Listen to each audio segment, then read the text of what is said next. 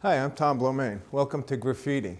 Today we're in downtown Scranton in a little gallery called Test Pattern, which is showing today a retrospective of Vietnam veterans' images and photographs taken by soldiers during the Vietnam conflict.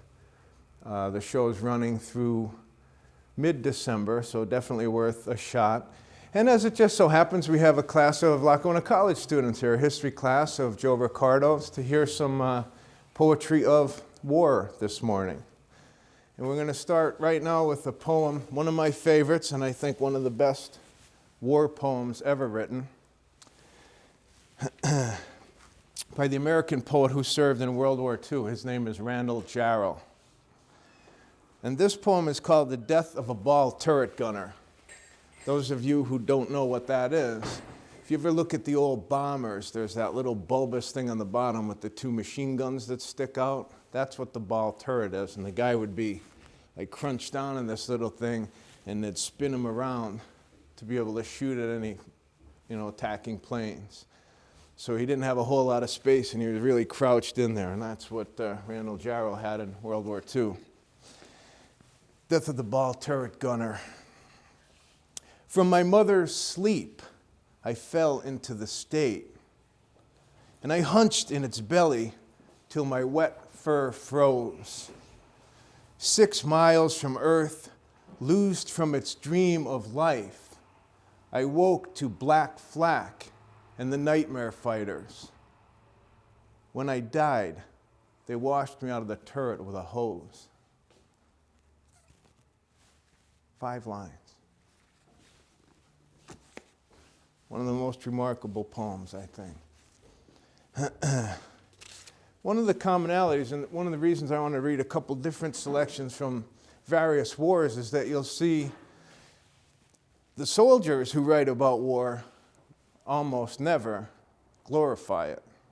If you read a poem that's kind of glorifying war, chances are good the guy wasn't in combat, because these poems that were written by guys who actually were very much don't glorify war.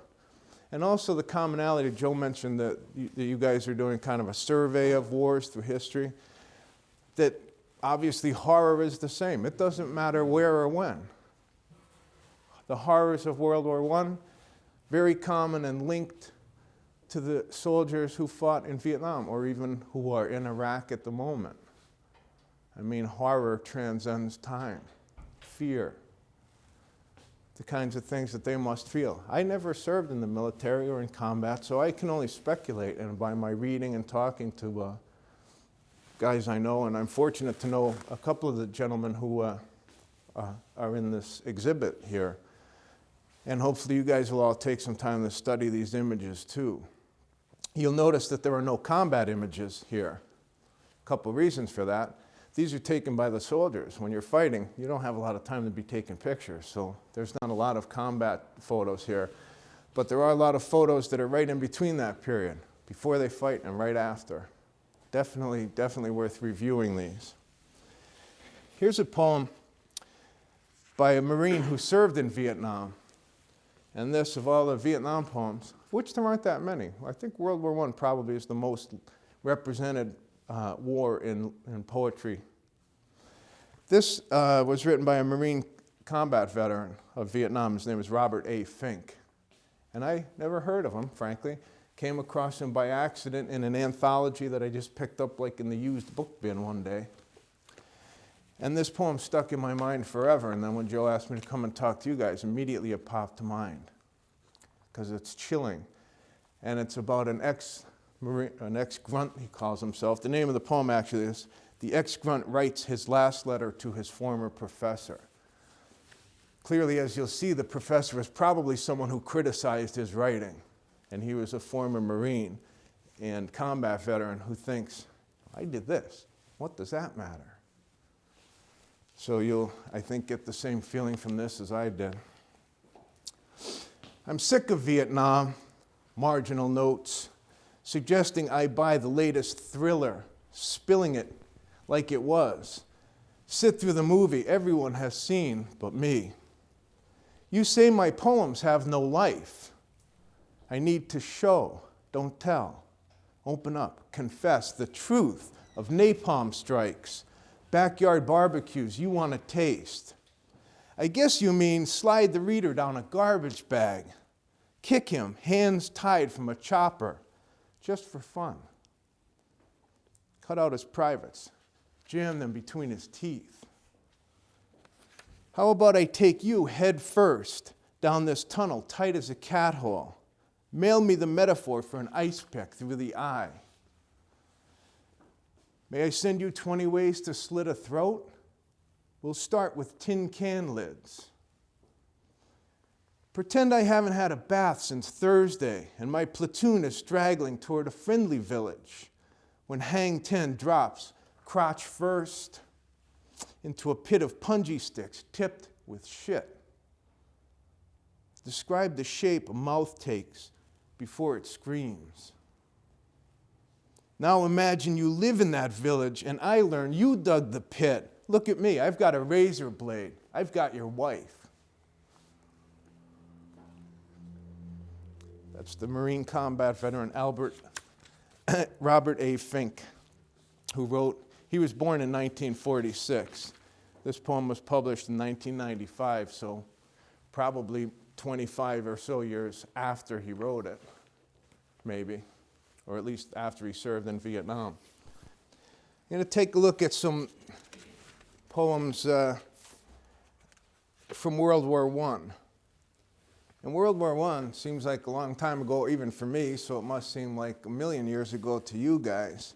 But I think this one will give you an idea of some of the same types of horror. This poem was published in 1920, which is 3 years after our involvement, basically, in that war. And the poet here, Wilfred Owen, is an Englishman. He was an English soldier who fought in France during World War I. The irony of Wilfred Owen is during his lifetime, he was never really published as a poet, and he was killed a day before the armistice was signed, declaring peace, ending that war, and he was one of the last soldiers killed. And this poem, obviously written before he died, Dulce et decorum est is the Latin inscription. And he takes that from the Latin poet Horace, going back centuries now. But what it means is, it is sweet and just to die for your country. The full quote is, Dulce et decorum est pro patria more. In Latin, that means it is sweet and just to die for your country. It was a patriotic thing that the Romans used to say, you know, it's a good thing to go out and fight for your country and die for your country. Probably written by someone who didn't, as he will kind of demonstrate here in this poem. Bent double like old beggars under sacks, knock-kneed, coughing like hags, we cursed through sludge, till on the haunting flares we turned our backs, and towards our distant rest began to trudge. Men marched asleep. Many had lost their boots, but limped on bloodshod. All went lame, all blind, drunk with fatigue, deaf even to the hoots of tired, outstripped 5-9s that dropped behind. Gas, gas, quick, boys, an ecstasy of fumbling, fitting the clumsy helmets just in time, but someone still was yelling out and stumbling and floundering like a man on fire or lime. Dim through the misty panes and thick green light, as under a green sea I saw him drowning. In all my dreams before my helpless sight, he plunges at me, guttering, choking, drowning. If in some smothering dreams you too could pace behind the wagon that we fling him in, and watch the white eyes writhing in his face, his hanging face like a devil's, sick of sin. If you could hear at every jolt the blood come gargling from the froth-corrupted lungs, obscene as cancer, bitter as the cud of vile, incurable sores on innocent tongues, my friend, you would not tell me with such high zest. To children ardent for some desperate glory, the old lie, dulce et decorum est, Pro Patria More. That's Wilfred Owen's poem, Dulce et decorum est. And a couple other things in there. When he talks about 5.9s, I'll mention those were guns. When you would hear 5.9s, they were the big guns you'd hear exploding all around you. And in World War I, unlike any other war, you had gas. Much of World War I was fought in trenches. A lot of the time you just were in trenches for weeks and weeks and weeks, and then when you got out, you marched and marched and marched and dug into trenches and stayed there for weeks. One of the ways they killed each other was with what was called mustard gas. And they would release gas across the field, and you'd see it coming. You get on your gas mask. He describes here pretty clearly and horrifically, I think, someone who didn't get his gas mask on in time. And that's what happens. You foam at the mouth, your lungs collapse, you burn up inside, you drown in air, and they throw you onto a wagon and cart you away.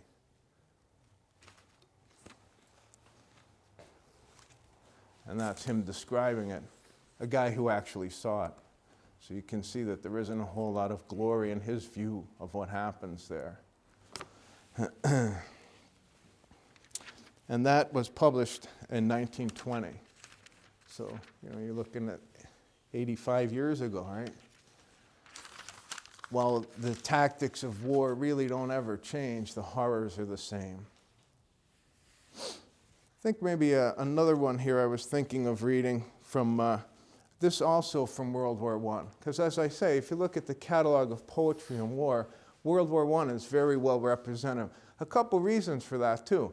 You think there were no media to the extent that we have. There were no electronic media, television, telephones. So the main media of correspondence really was writing.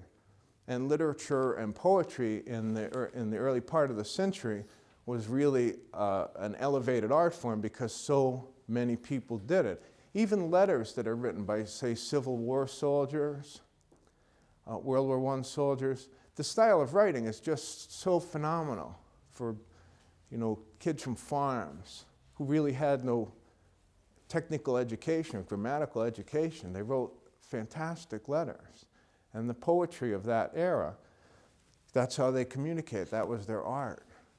Now we have television, which really has supplanted a lot of the need for verbiage. It didn't exist then, so keeping that in perspective, how meaningful these things were when they came back from the war to people who weren't there. This poem is by Siegfried Sassoon, another Englishman who fought in World War I, and ironically is the one who got Wilfred Owen's poems published after the war. They became friends. And Siegfried Sassoon lived and had a long career in literature and teaching. And he got his friend Wilfred Owen's poems published posthumously because he was killed right before the end of that war. Siegfried Sassoon's poem here, which was written and published in 1918, called Dreamers. Soldiers are citizens of death's gray land, drawing no dividend from time's tomorrows. In the great hour of destiny, they stand, each with his feuds and jealousies and sorrows. Soldiers are sworn to action. They must win some flaming, fatal climax with their lives. Soldiers are dreamers. When the guns begin, they think of firelit homes, clean beds, and wives. I see them in foul dugouts, gnawed by rats, and in the ruined trenches lashed with rain, dreaming of things they did with balls and bats, and mocked by hopeless longing to regain bank holidays and picture shows and spats and going to the office in the train. Siegfried Sassoon's poem, Dreamers. Thinking about at the time of combat, what do you think about? Think about the things you kind of long for that are very routine, that we take for granted all the time. You'll notice that he has a rhyming pattern. His poetry, interestingly, is very traditional in approach compared to some of it. You'll see some blank verse. Some of the things I've read were not rhyming patterns. His are kind of traditional, but he talks about those things, being gnawed by rats. in World War I in the trenches, the dead bodies may lay there for weeks, right next to you. What happens? Rats come, and you can't get rid of them, so they're all around you in these trenches. Happened in Vietnam quite a bit as well, as you'll see in a minute. We'll talk about that. I'm going to read a poem now by a local poet. Her name is Charlotte Ravioli. It's not technically a war poem, but it's relevant to the Vietnam conflict. The poem is called For Carl Hellring, and it was published actually in Mulberry Poets and Writers, did an anthology in 1990, so this poem goes back at least to that publication date. The poem, they bought, the story behind it is kind of interesting. Over in West Side, they bought a house years ago. The people from whom they had bought a house, their only son was killed in combat in Vietnam. And as you'll see in the poem, to put sod on his gravesite, they dug it out of their backyard. And when they moved there, it was still like a coffin-shaped carve out of the sod in the yard. Very obviously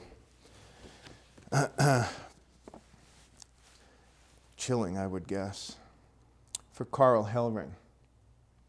In fall 1971, when this house was new to us, we found a coffin-long rectangle of sunken ash and clay at the edge of our backyard. The seller had taken this grass away to lay in the grave of his only son, killed in Vietnam, our age. Year after year, our grass lagged there, tomatoes too, delphinium, even clover, until we planted a bleeding heart. Now graceful arms of tiny red hearts wave across the grass each May. If you don't know what that is, the bleeding heart is a little grass-like plant that grows, like short, and is in the shape of a heart, and has a little red dot in the middle of it. And it looks like blood. It's a blood red dot. And that's why they call it a bleeding heart. And I know Charlotte quite well. I talked to her about this poem. And it's entirely true. They tried planting everything on that. Nothing would grow there except the bleeding heart, which seemed obviously a very strong symbol to her and to me too. It's just unimaginable. But this is the effect of someone really who, obviously, she wasn't in Vietnam. Fortunately for her, had no one in her family there.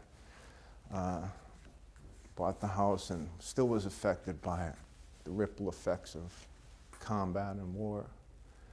Hopefully none of you guys. I was very fortunate in my timing of birth. I missed Vietnam by like 2 years, Did get the draft card. Never showed it to anybody, though. This poem is one that I wrote for my friend Tom Munley, whose depictions are on the wall here. Not a depiction of this, though. And Tom is a good friend, also a recently elected judge, but he was an Army combat veteran, a corporal in Vietnam, an infantry soldier out there walking around in the jungle, as you'll see.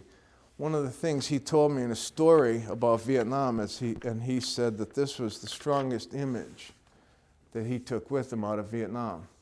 Not all the shooting of guys, not all the guys getting shot, but this particular image is the thing that kind of crystallized for him and symbolized the Vietnam conflict. When he told me the story, I could think there was never a better symbol of the whole conflict there than this. And if you think of this image in kind of the grandest sense, meaning of each part, then you'll, I think, see what I mean by that, the symbolism. There was a lot of, obviously, dirty political things that went on that were ugly here at home, things in the streets, etc. But in combat, I guess, obviously, that's the worst. But this isn't a combat image, actually. It's after combat. It's after walking around in the jungle in wet boots and wet clothes, in the rain, with bugs this big landing on you, and snakes and booby traps and jungle and, you know, animals, who knows, tigers are in Vietnam. Who knows what could happen? So when you have the opportunity actually to sit down for a while, take off your boots and rest, they took advantage of that. And this happened at that time. So I call this a rat's feast, image from Vietnam for Tom Munley.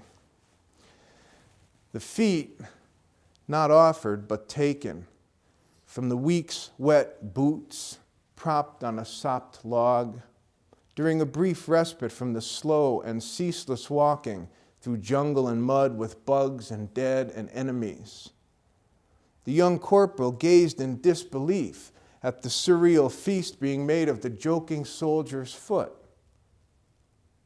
Used to death and wounds by age 19 and far past the stage of being green, and even pain in this green and painful place.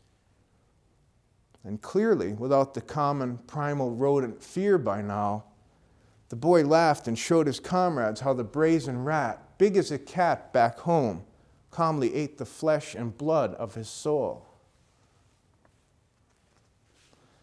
That image, to further explain, it was a private 19-year-old kid, had his boots off, propped up, laying back.